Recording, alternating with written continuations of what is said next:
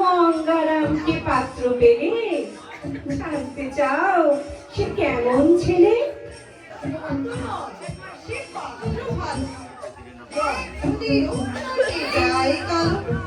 তার উপরে মুখের গঠন অনেকটা ঠিক পেঁচার মতো। বিদ্যে বুদ্ধি বলছি মশাই, ধন্যী ছেলের অধ্যবসায় 19টি বার মেট্রিক এসে ঘায়েল হয়ে থামলো শেষে।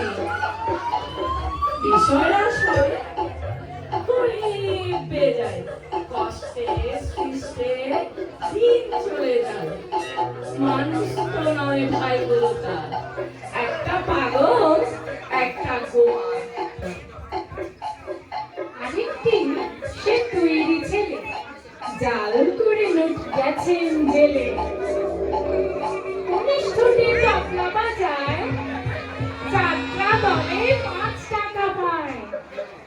আর গঙ্গারাম তো কেবল ভোগে পীরের জ্বর আর পাণ্ডুরোগে।